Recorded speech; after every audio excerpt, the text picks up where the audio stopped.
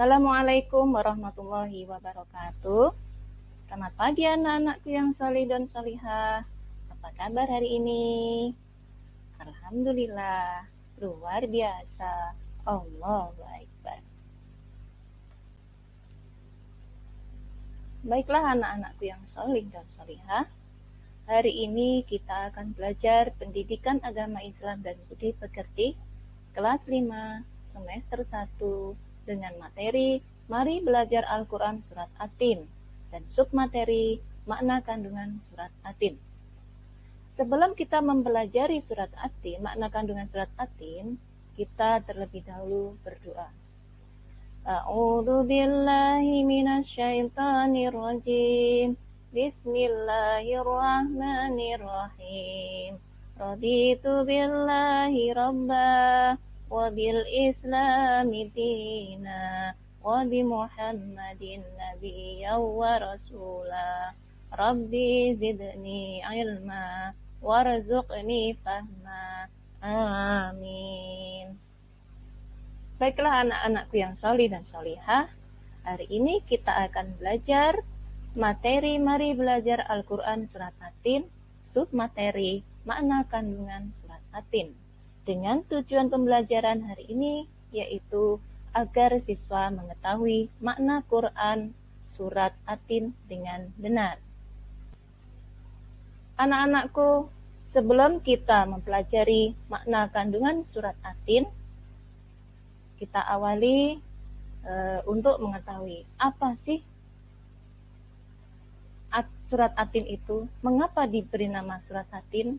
Nah, apakah kalian tahu mengapa dinamakan Surat At-Tin?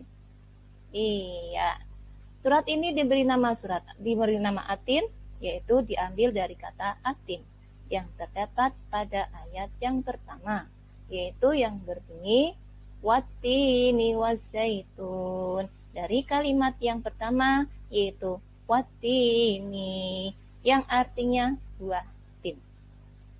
Surat At-Tin adalah surat yang ke-95 dalam Al-Quran.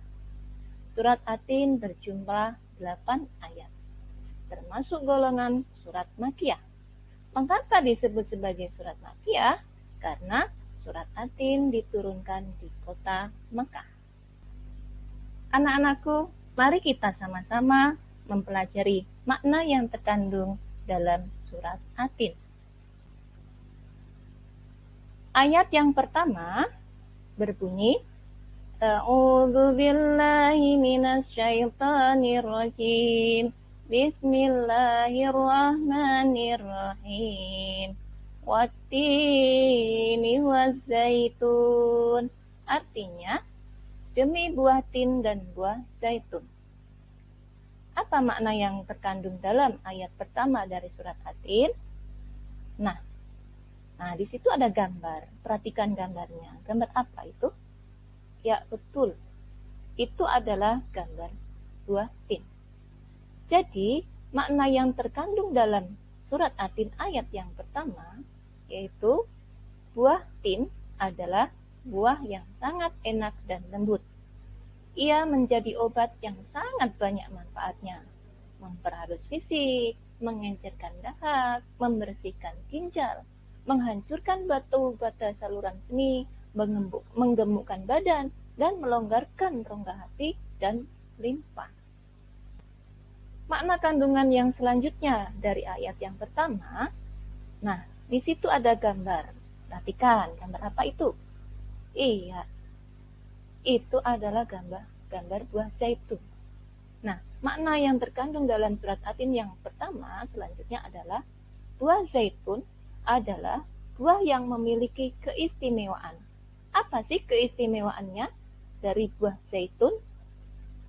Keistimewaan dari buah zaitun yaitu mengandung banyak minyak, yaitu minyaknya yang sangat berlimpah, sehingga dapat dipergunakan di daerah yang kurang memiliki minyak. Ayat yang kedua berbunyi Waturi Sinin. Artinya demi gunung Sinai. Di situ ada gambar gunung. Gunung apakah itu? Ada yang tahu anak-anakku? Iya, itu adalah gambar Gunung Sinai. Jadi, makna yang terkandung dalam surat At-Tin yang kedua adalah Gunung Sinai terletak di semenanjung Sinai, yaitu di lintasan tanah Mesir ke Israel, Arab, dan Mesopotamia. Gunung ini juga dikenal dengan nama Jabal Musa. Mengapa diberi nama dengan Jabal Musa? Ya, karena di tempat ini Nabi Musa menerima wahyu dan diangkat menjadi rasul. Ayat yang ketiga. Wahadzal baladil amin. Artinya, dan demi negeri yang aman ini. Nah, negeri mana sih yang dimaksud dengan yang aman ini? Coba perhatikan gambar itu. Gambar apakah itu? Gambar negeri manakah itu? Iya, itu adalah gambar kota Mekah. Jadi makna kandungan dalam surat At-Tin yang ketiga adalah kota yang aman adalah kota Mekah. Mengapa kota Mekah disebut sebagai kota yang aman? Iya, karena siapapun yang memasuki kota Mekah, maka Allah akan menjaga keamanan dan keselamatannya. Kota Mekah disebut juga Ummul Qura, yang artinya tanah yang aman. Ayat yang keempat. Laqad khalaqnal insana fi ahsani taqwim. Artinya, sesungguhnya kami, yaitu Allah, telah menciptakan manusia dalam bentuk yang sebaik-baiknya. Nah, apa sih makna kandungan dalam surat At-Tin yang keempat ini? Dari ayat yang keempat, makna kandungan surat At-Tin yaitu manusia diciptakan oleh Allah dalam bentuk yang sebaik-baiknya, yaitu memiliki akal, jasmani, rohani, dan nafsu. Anggota tubuh manusia juga serasi dan seimbang, sehingga tampak indah, cantik, dan memudahkan untuk melakukan kegiatan. Ayat yang kelima. Summa radatnahu asfala safilin. Artinya, kemudian kami mengembalikannya ke tingkat yang serendah-rendahnya. Makna kandungan surat At-Tin yang kelima yaitu walaupun sempurna, walaupun manusia itu diciptakan dalam keadaan sempurna, manusia dapat turun derajatnya menjadi hina. Mengapa bisa menjadi hina? Yaitu apabila sikap dan perilaku manusia itu keluar dari aturan Allah. Ayat yang keenam. Illalladzina amanu wa amilus solihati falahum ajrun ghairu mamnun. Artinya, kecuali orang-orang yang beriman dan mengerjakan amal soleh, maka baginya pahala yang tiada putus-putusnya. Nah, perhatikan gambar yang ada pada ayat ke-6 tersebut. Gambar apa anak-anakku? Yang solih dan solihah, ayo gambar apa? Ya, betul.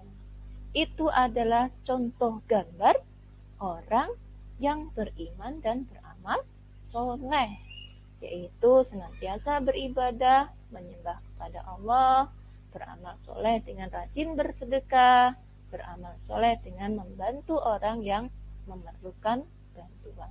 Makna yang terkandung dalam surat At-Tin yang ke-6 adalah orang yang tidak pernah hina adalah mereka yang beriman dan melaksanakan amal soleh.